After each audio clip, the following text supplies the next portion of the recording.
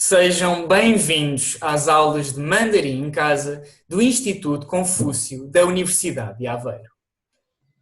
Nesta lição, na parte dedicada à língua, iremos aprender vocabulário relativo a alguns países, mais concretamente o relativo aos países da Península Ibérica e da República Popular da China. A aquisição deste vocabulário, associada ao que já aprendemos nas aulas anteriores, vai permitir-nos fazer uma breve apresentação pessoal, que inclui o nosso nome, de onde somos, que línguas falamos e o que estudamos. Na parte dedicada à cultura, iremos falar dos diferentes tipos de chá, da sua história e dos hábitos e tradições que envolvem a preparação e consumo desta planta. Vamos então dar início à nossa aula.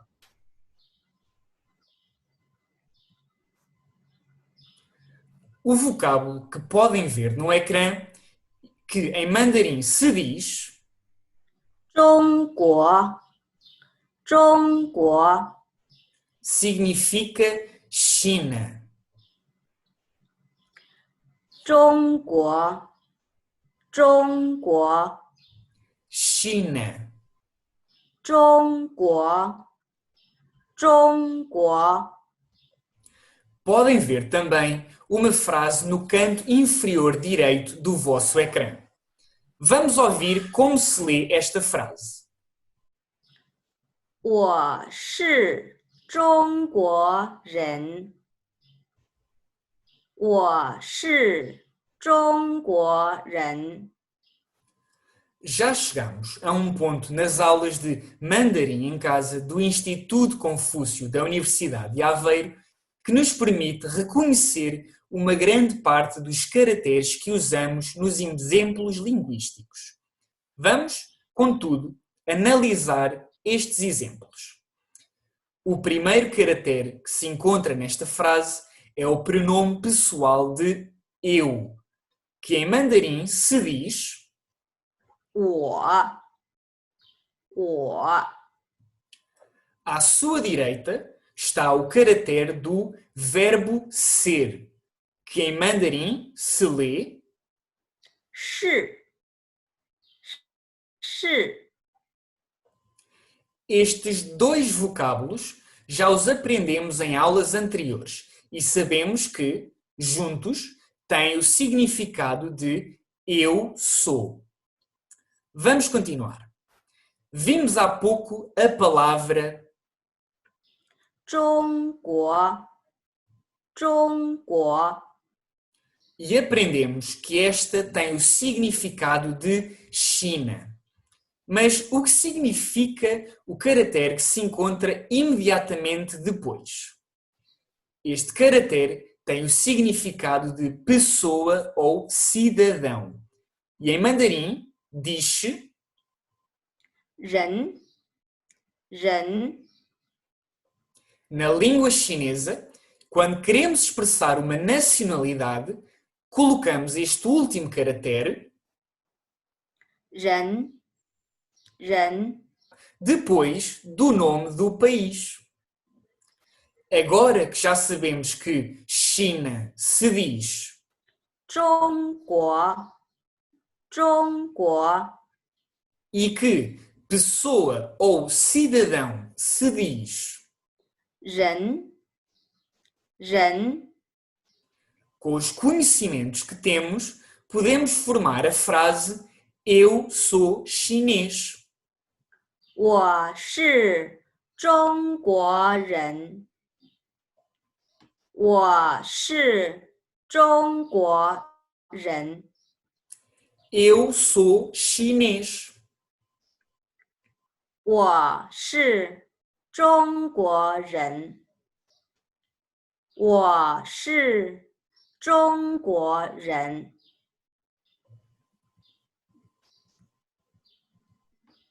Se este ponto ainda não estiver bem consolidado, não se preocupem. Vamos construir outras frases para consolidarmos esta matéria. Comecemos pelo exemplo de Portugal. Portugal, em mandarim, diz-se 葡萄牙，葡萄牙， Portugal. 葡萄牙，葡萄牙。 Vamos imaginar que estão em viagem pela China e que encontram nativos que apenas falam mandarim. Como é que diriam que são portugueses? A resposta é simples. Bastam utilizar a estrutura que aprendemos no slide anterior e que se aplica a qualquer nacionalidade. Quando queremos dizer eu sou português, temos de utilizar o pronome pessoal de eu, 我， seguido do verbo ser, 是， seguido do país em questão, que neste caso é Portugal. E se lê 葡萄牙，葡萄牙。 e só depois disto utilizar o caractere de pessoa ou cidadão. 人， Assim, a expressão eu sou português em chinês diz 我是葡萄牙人，我是葡萄牙人， eu sou português.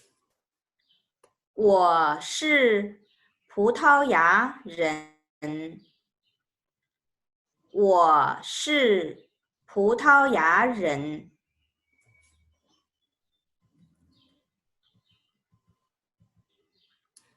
Passemos agora ao caso de Espanha.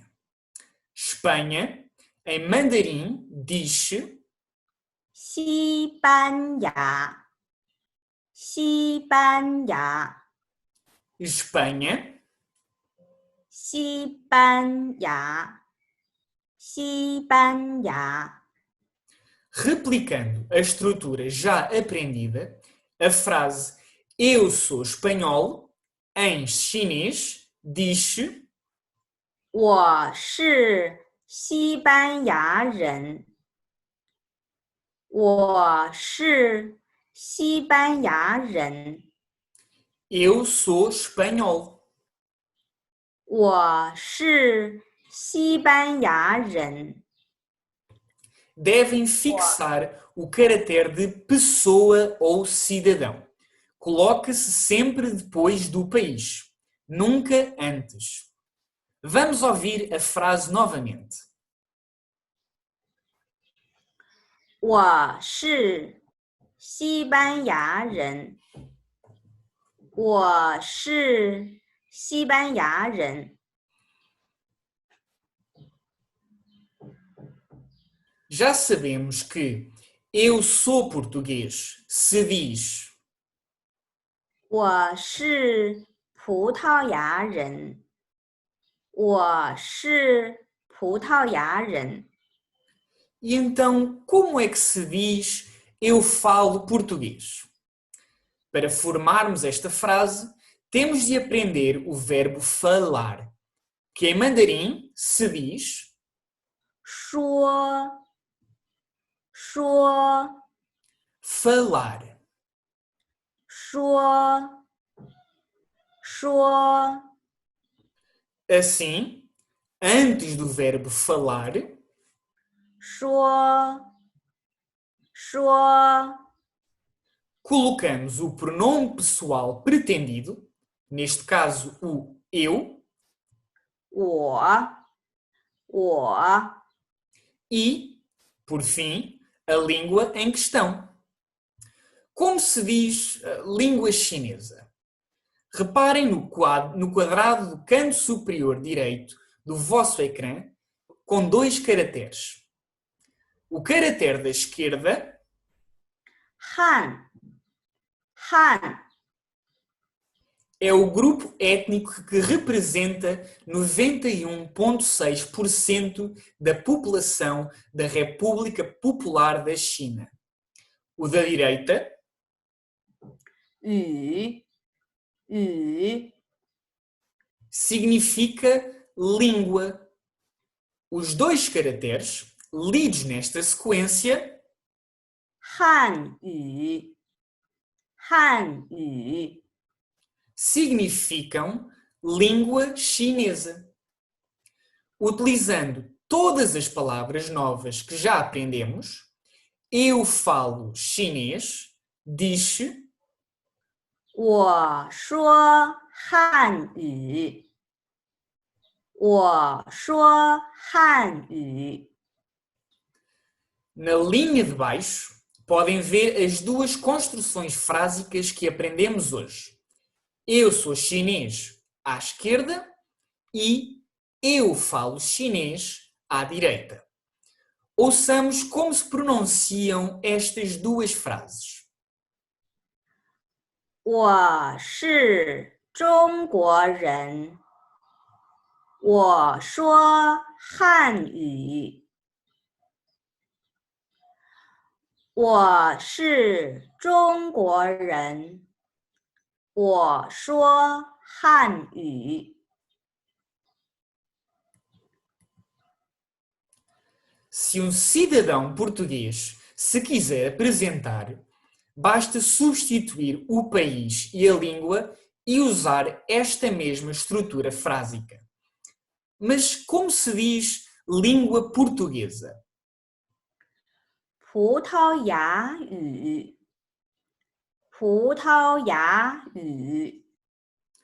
Como podem ver, basta colocar o caractere de língua, que aprendemos no slide anterior, depois dos caracteres de Portugal. Portugal diz 葡萄牙，葡萄牙。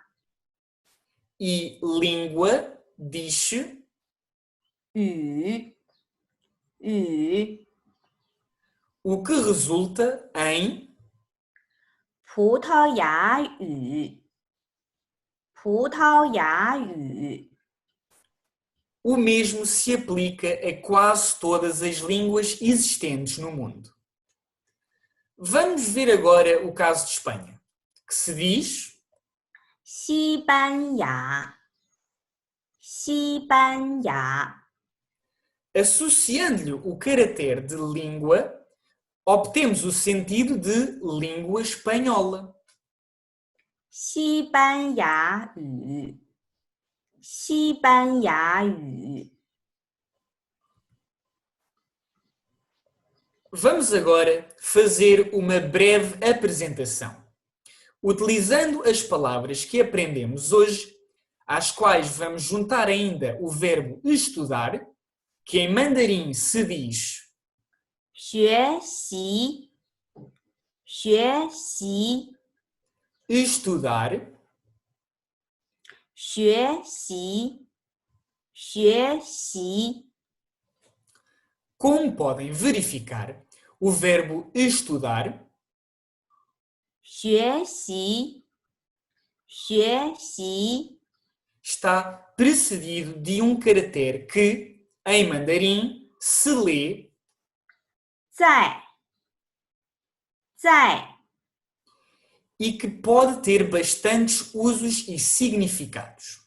Normalmente, como neste exemplo, este caractere serve para expressar ações em progresso.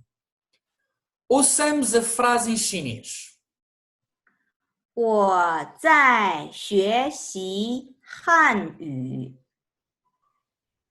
我在学习汉语。 Esta frase significa eu estudo mandarim ou chinês. Quando queremos expressar que uma ação que ainda não terminou ou ainda está em progresso ou desenvolvimento, o eu estou a, utilizamos sempre o 在，在。 neste caso, significa eu estou a estudar. Vamos então ler o exemplo. 我叫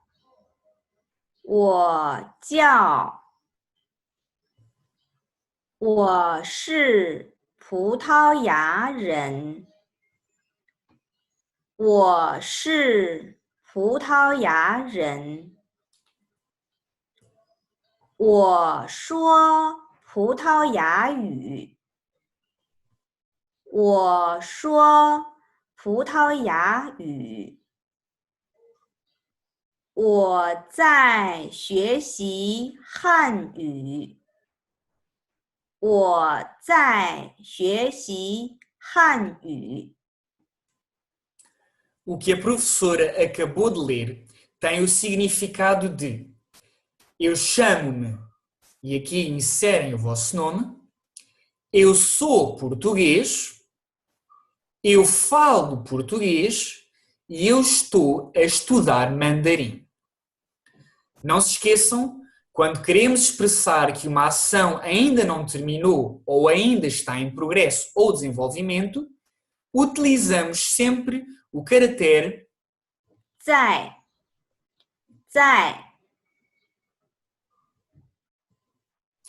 Vamos entrar na parte cultural da nossa aula, dedicada ao chá, sempre presente no cotidiano dos chineses. A China foi o primeiro país a descobrir a árvore do chá e a fazer uso dela. Nos primórdios, o chá era usado exclusivamente como remédio. Encontramos referências ao chá em documentos da dinastia Zhou, por volta de 1100 a.C. Entretanto, as pessoas começaram a beber chá no dia a dia e o ato de beber chá tornou-se uma moda na dinastia Xijin e na dinastia Tang. Ainda que continue a ser usado para fins medicinais, o chá é uma bebida de consumo diário. Portugal foi também um dos primeiros povos ocidentais a contactar com o chá, introduzindo na Europa no século XVI, o famoso chá das 5 foi introduzido na corte inglesa pela filha de Dom João IV, Catarina de Bragança, que casou com Carlos II de Inglaterra em 1662. Neste mapa, podem ver as zonas onde se produzem mais chá na China. O sul da China é mais rico em produção de chá por causa das temperaturas mais amenas e uma taxa de precipitação mais elevada. A bacia do Lago do Oeste tem muitas terras férteis e grande abundância de água, sendo, por isso, um sítio perfeito para o cultivo do chá. O Lago do Oeste é um lago situado no centro da cidade de Hangzhou.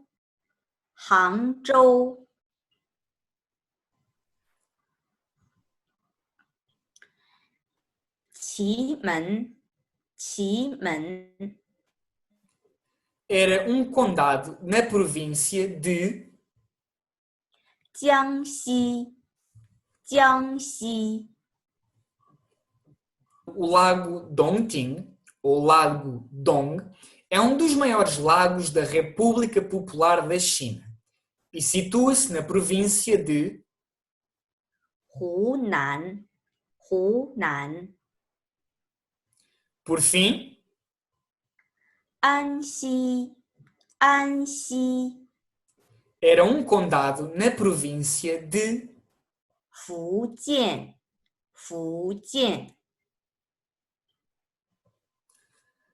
O chá divide-se em duas grandes categorias: o chá natural e o chá reprocessado. Na categoria de chá natural, temos o chá verde, o chá preto, o chá Oolong, também conhecido como chá anil, o chá negro, o chá branco e o chá amarelo, que é menos comum. O chá reprocessado é o que é feito com a infusão de flores ou de folhas. A principal diferença entre estes 6 tipos de chás naturais reside no nível de oxidação e no processamento. Assim, o chá verde não necessita de oxidação, o chá preto necessita de uma oxidação completa, o chá Oolong precisa de semi-oxidação, o chá negro de uma dupla oxidação, o chá branco e chá amarelo passam por um suave processo de oxidação. A preparação do chá muitas vezes obedece a um cerimonial que requer o uso de utensílios específicos, pertencentes ao serviço de chá. Vamos apresentar um desses serviços, que inclui a 盖碗，盖碗， uma tigela com tampa sem asa, onde se faz a infusão das folhas de chá. 公道杯，公道杯， Uma caneca para depositar a infusão.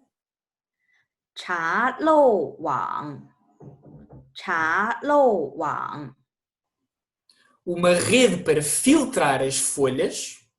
E 茶杯，茶杯， as chávenas para a prova final do chá. Em primeiro lugar, os utensílios devem ser lavados com água quente. Depois, enche-se a tigela com folhas de chá até cerca de 1/3 da sua capacidade. Junta-se a água quente para lavar as folhas, usando a rede colocada sobre a caneca. 公道杯，公道杯， Para coar o chá de forma rápida. Distribui-se o chá obtido desta forma pelas chávenas. Mas este primeiro chá não se bebe, é para deitar fora. A seguir, enche-se outra vez a tigela, 盖碗，盖碗， com água quente e repete-se todas as fases do processo. No fim, o chá está pronto a ser apreciado. Na China, existem imensos serviços de chás. Ou seja, as pessoas podem ir a sítios específicos, a casas de chá, onde o serviço proporcionado é de alta categoria. Como podem ver pelas imagens, existem zonas e estabelecimentos que se caracterizam por um apresentar esplêndido do seu chá. Aqui podemos ver mais algumas das formalidades da cerimónia do chá. Por hoje já acabamos os conteúdos didáticos da aula. Vamos então, como sempre, fazer uma revisão.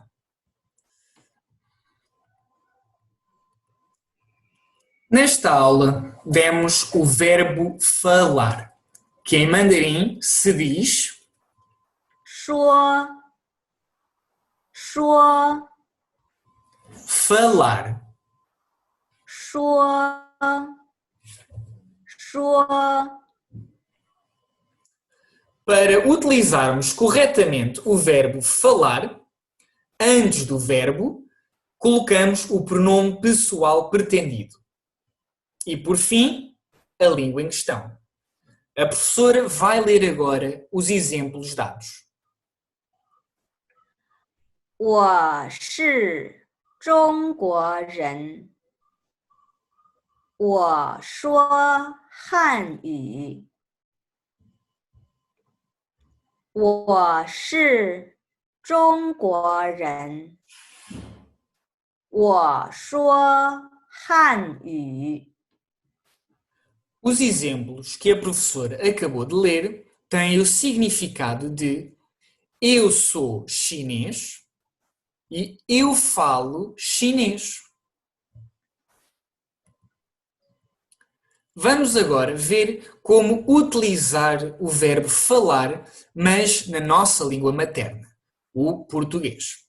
Como podem ver na imagem perto do canto superior direito do vosso ecrã, para transmitir, para expressar a língua, o significado de língua portuguesa, basta colocar o nome, a tradução de Portugal, que é Putau, e adicionar o caractere de língua no fim, como podem ver aqui.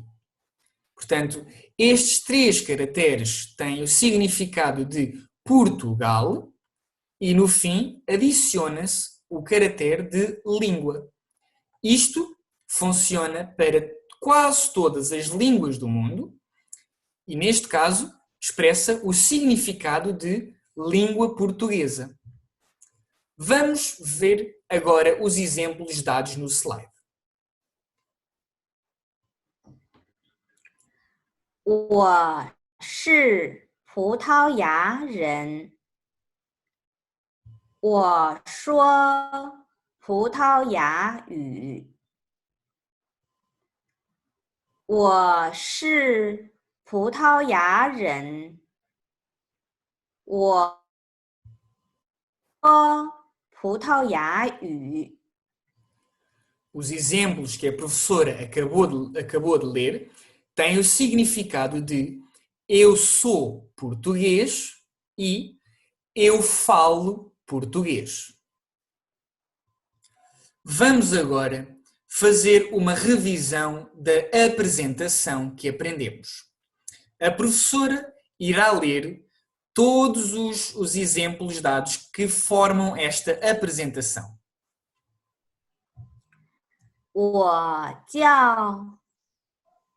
我叫我是葡萄牙人。我是葡萄牙人。我说葡萄牙语。我说葡萄牙语。我在学习汉语。我在学习汉语。 A apresentação que a professora acabou de dizer tem o significado de eu chamo-me, e aqui inserem o vosso nome, eu sou português, eu falo português e eu estou a estudar ou eu estudo mandarim ou chinês. Agora que já analisamos o exemplo na sua totalidade, vamos analisar cada frase e que caractere é que ela usa. A primeira frase, que tem o significado de eu chamo-me, utiliza o verbo chamar-se, que em mandarim se diz 叫 chamar-se. 叫 A segunda frase, que tem o significado de eu sou português, faz uso do verbo ser, que em mandarim se diz 是 ser. 是 A terceira frase, que tem o significado de eu falo português, faz uso do verbo falar, que em mandarim se diz 说 falar. 说 A quarta e última frase, que tem o significado de eu estou a estudar ou eu estudo mandarim ou chinês, faz uso do verbo estudar, que em mandarim se diz 学习 estudar. 学习，学习。 Por hoje já chegámos ao fim da aula. Esperamos sinceramente que tenham gostado e que tenham aprendido algo.